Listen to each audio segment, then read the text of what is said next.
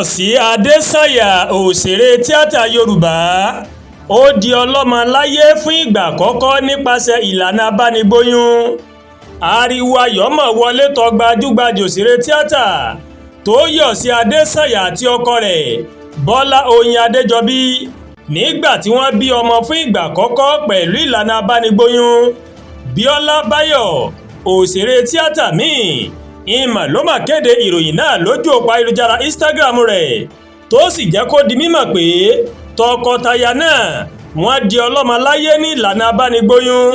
Bíọ́lá mà dúpẹ́ pẹ́ òkun lọ́wọ́ ọ̀pọ̀ àwọn èèyàn tó ti tọkọtaya náà lẹ́yìn láti ọdún 2024 tí wọ́n ti bẹ̀rẹ̀ ìgbésẹ̀ náà.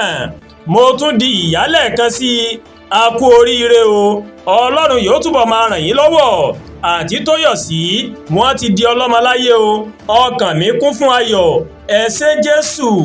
Bíọ́lá Báyọ̀ ó bí ọmọ rẹ̀ àkọ́kọ́ lẹ́yìn tí ọ̀pọ̀ IVF tó mà lulẹ̀. Ó sọ gbogbo ohun tó là kọjá kó tó di wípé ó mà bí ọmọ rẹ̀ ọkùnrin ní ọdún méjì sẹ́yìn.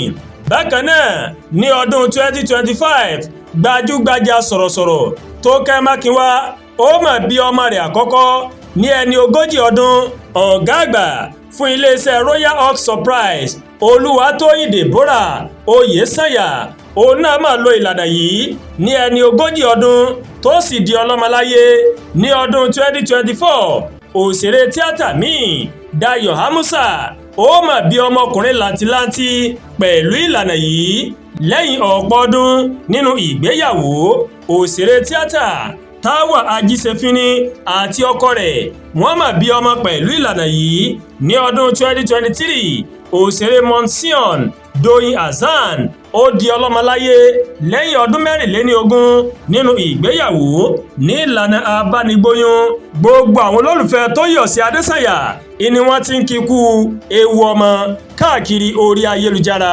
Àdúràgbà Olúwatóyìn ló ń kàròyìn sí létí láti kàn ní eyayorubaworldtv. Bẹ́ẹ̀ ṣe ń wò wá, ẹ máa bá wa like, ẹ máa share, ẹ máa comment. Ẹ má ti gbàgbé láti bá wa subscribe sórí YouTube channel wa, kẹ́ wá bá wa tẹ notification bell láti lè máa wo ètò wa lọ́kọ̀jọ̀kan tó bá ti gorí ìkànnì yìí. Ẹ ṣé pọ̀ tẹ́ wọ wa o, a kú ìsinmi òní, ìsinmi aláyọ̀ ni yóò jẹ́ fẹ́nìkọ̀ọ̀kan wa o, àmín.